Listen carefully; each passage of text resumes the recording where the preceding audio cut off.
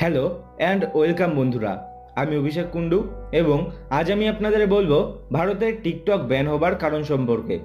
ইতিমধ্যেই মাদ্রাস হাইকোর্টের নির্দেশ অনুযায়ী গুগল তার প্লে স্টোর থেকে এই অ্যাপটিকে সরিয়ে নিয়েছে।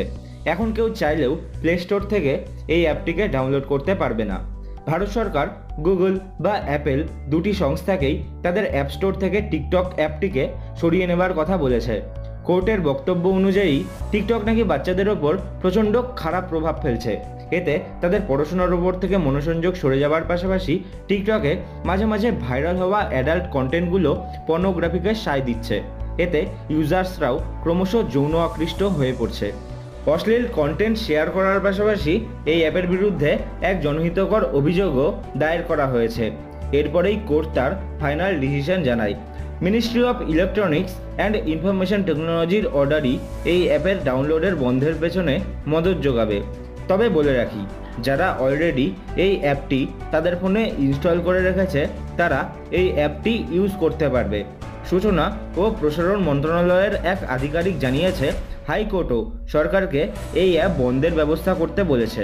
সরকারের তরফ থেকেও গুগল বা অ্যাপেলের কাছে লেটার পাঠানো হয়েছে। যদিও অ্যাপেল অ্যাপ স্টোরে এই অ্যাপটি এখনও অ্যাভেলেবেল আছে, তবে গুগল তৎক্ষণাৎই এই অ্যাপটিকে প্লে স্টোর থেকে সরিয়ে দিয়েছে।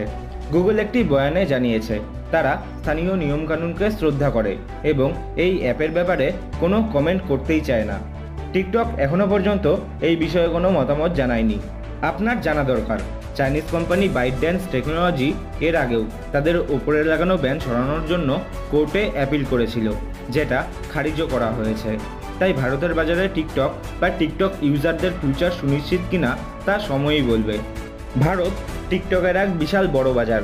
মার্কেট অ্যানালিসিস ফার্ম সেন্সর টাওয়ারের রিপোর্ট অনুযায়ী প্রথম মাসেই টিকটক অ্যাপেল অ্যাপ স্টোর বা গুগল প্লে স্টোরে তৃতীয় স্থান অধিকার করে ফেলে।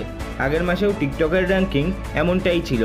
মার্চ মাসে টিকটক 18.8 কোটি নিউ ইউজার দখল করে, যেখানে ভারতীয় ইউজারের সংখ্যাই ছিল 8.86 কোটি।